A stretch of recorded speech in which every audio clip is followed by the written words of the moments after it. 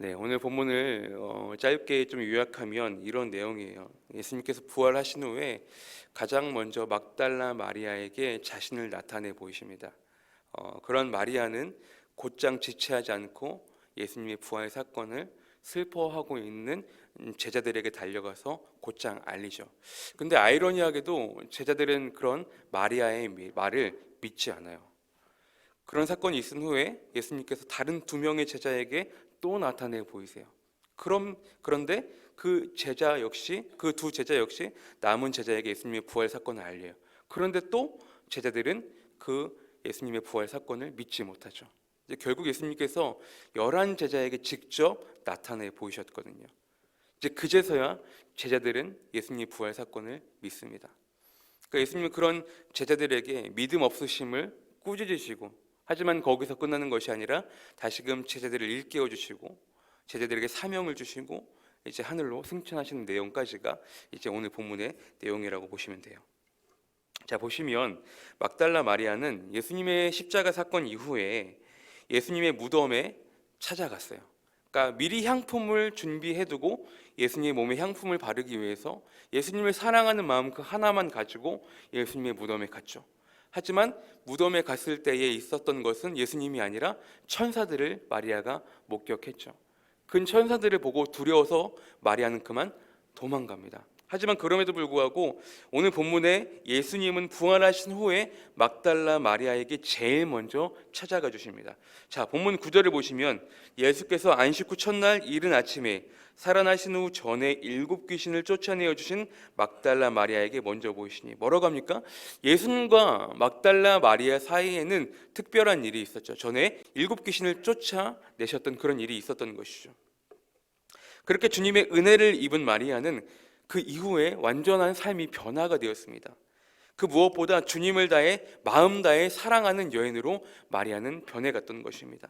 그 중심을, 그 마음을 주님께서는 보신 것이죠. 그렇기 때문에 예수님은 부활하시고 난 뒤에 자신의 모습을 가장 먼저 마리아에게 나타내는 영광을 보이십니다.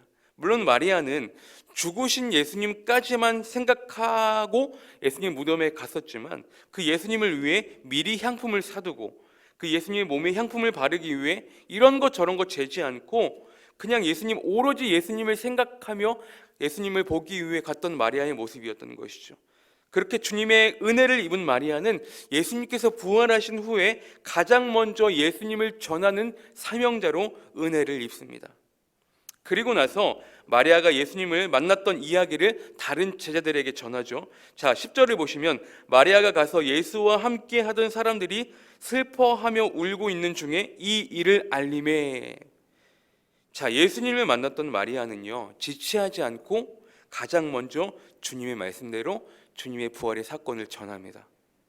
하지만 소식을 전해드는 제자들은 마리아의 말을 믿지 않아요. 자, 11절 보시면 그들은 예수께서 살아나셨다는 것과 마리아에게 보이셨다는 것을 듣고도 믿지 아니하니라.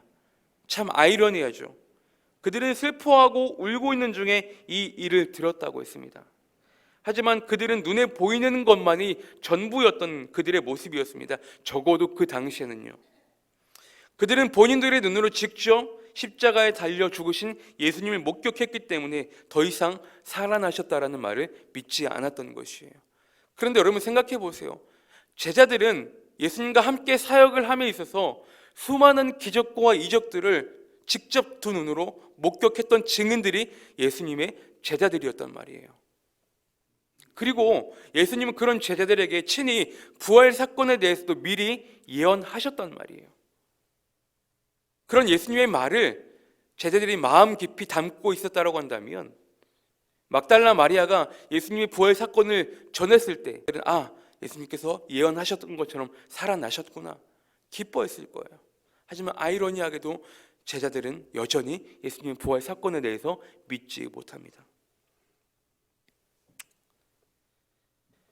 그리고 그 이후에 12절에 13절에 보시면 그 후에 그들 중 2 사람이 걸어서 시골로 갈 때에 예수께서 다른 모양으로 그들에게 나타나시니 13절 2 사람이 가서 남은 제자들에게 알리었을 때 역시 믿지 아니하니라. 이 상황은요, 누가복음 24장에 나오는 그리스도와 엠마오로 가는 2 제자 사이에 그렇죠? 이를 요약하여 기록한 것입니다. 자, 이 두 명의 제자 역시 예수님의 그 부활 사건을 다른 제자들에게 알렸으나 역시나 제자들이 믿지 아니하죠. 그러니까 이 장면을 보면서 어쩌면 이렇게 믿지 못하는 제자들의 모습이 나의 모습은 아닌가, 이렇게 말씀을 묵상하며 생각이 들었습니다. 주님은 여전히 우리에게 계속적으로 말씀하고 계시잖아요. 그렇죠? 우리가 수많은 예배를 통해서, 새벽 예배를 통해서, 수요 말씀 기도회를 통해서, 주일 말씀을 통해서, 그리고 나 개인적으로 묵상하시는 말씀을 통해서 여전히 주님은 우리에게 말씀하고 계시다고요. 그럼에도 불구하고 우리들은 그 주님의 말씀에 끝까지 신뢰하며 우리가 삶으로 주님의 전하는 증거자로 우리가 살아가고 있는가? 주님의 입장에서 보면 참 답답할 노릇이에요. 이미 십자가 사건, 그 전에도 후에도 그 십자가 사건과 부활 사건을 이미 말씀하셨다라고요. 그리고 부활 사건 이후에 예수님께서 천사를 통해서, 제자들을 통해서 남은 제자들에게 끊임없이 부활 사건을 전해주셨는데도 불구하고 남은 제자들은 주님의 부활 사건을 여전히 믿지 않았다라고요. 여러분, 우리는요, 주님의 그 일들을 혹시나 나 스스로 제한하면서 살진 않았는지요? 주님께서 그 말씀하신 그 주님의 행하실 일들을 나 스스로 제한하고 이거 안 될 거야, 이게 되겠어? 누가 봐도 안 될 일이 뻔한데. 물론 우리가 함께 기도합시다라고는 하지만 그 마음 가운데 여전히 이게 될까? 내가 스스로 주님께서 행하실 일들을 내가 스스로 제한하고 믿지 못했던 우리들의 모습은 아니었는지요?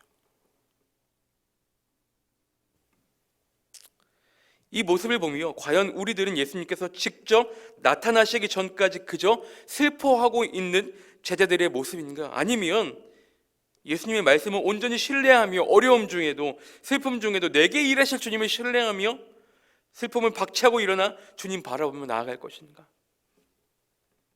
저는 이 말씀을 준비하면서 엄청나게 제 자신을 돌아보게 되었습니다. 우리가 어제도 부활절 예배를 들었잖아요. 그렇죠? 예수님께서 끝까지 하늘로 승천하시기 이전까지 제자들을 호되게 꾸짖으셨어요. 왜 그랬겠어요? 제자들을 사랑하시기 때문에.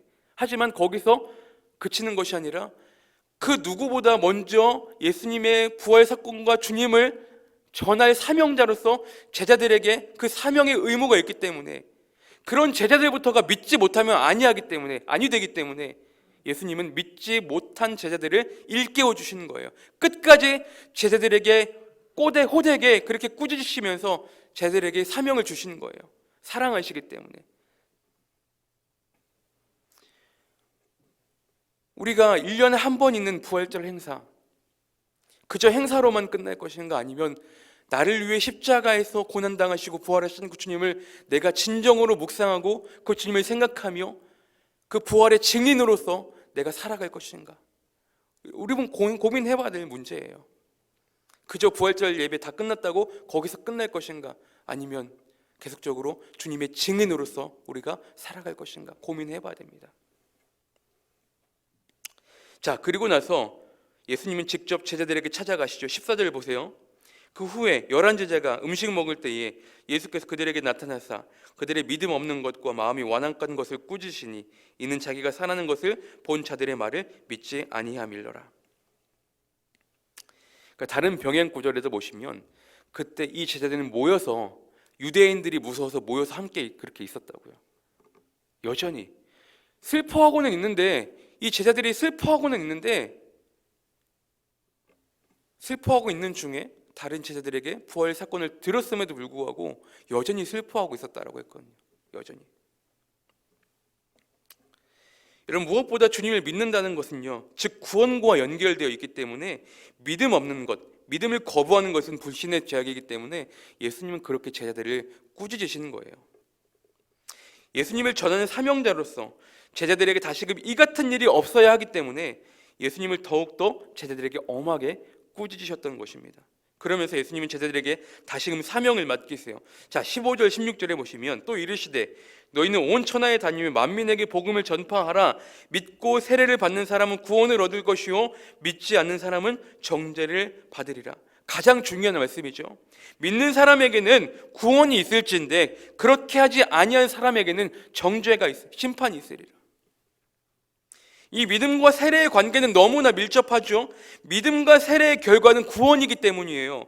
그러니 믿고 세례를 받는 사람은 구원을 얻을 것인데 믿지 않는 사람은 정죄를 받으리라. 예수님은 제자들에게 사명을 주심 이전에 예수님을 전하는 제자들부터가 믿지 않는 사람이 아니라, 믿는 것을 거부하는 불신앙적인 사람들이 아니라 제자들부터 먼저 믿음 있는 사람들로 먼저 일깨워 주셔서 주님을 온전히 전하는 그런 사람으로, 그런 사명자로서 사용되기를 원하셨던 것입니다.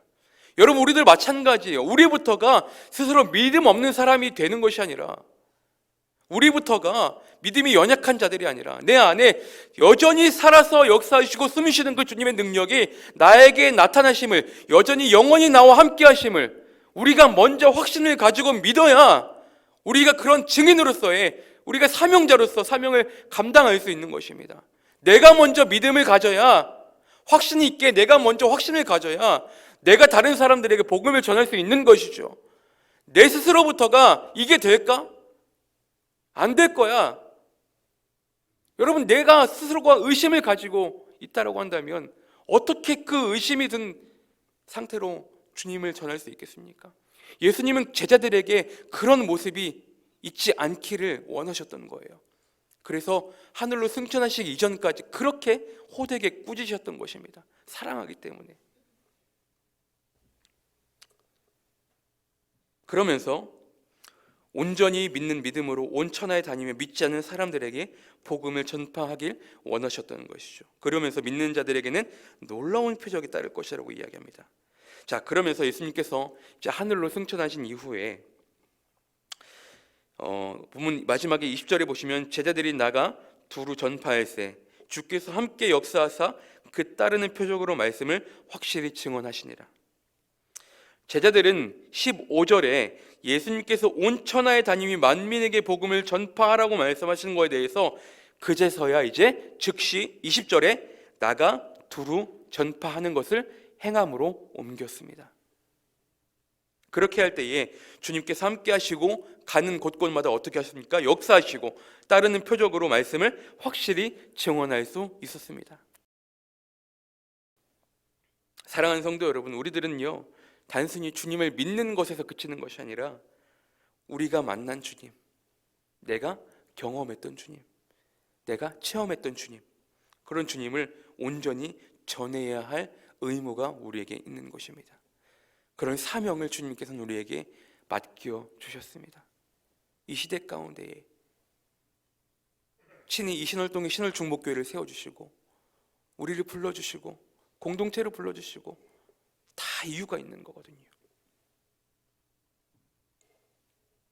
이제 우리에게 맡겨진 그 소망, 그 사랑, 그 생명, 아름답고 눈부신 그 십자가의 길, 그 사명이 우리가 이 땅 가운데 살아가야 할 이유일 것입니다. 날마다 우리가 그 사명 잃지 않았으면 좋겠습니다. 주님께서 우리에게 끝까지, 제자들에게 승천하시기 이전까지 그렇게 혼내시면서까지 사명을 주시고 여러 믿지 않는 사람에게 복음을 전파하라, 땅끝까지 온 천하에 복음을 전파하라 말씀하신 그 사명이 오늘 우리에게 여전히 맡겨진 사명임을 우리가 잊지 말아야 할 것입니다. 그 사명들을 가지고요 우리가 주님을 믿지 않는 사람들에게 주님의 그 부활의 소식을 우리가 여전히 증거하는 증거자로서, 사명자로서 늘 주님께 귀하게 쓰임받는 저와 여러분들의 삶이 되시기를 주님의 이름으로 축복하고 소망합니다.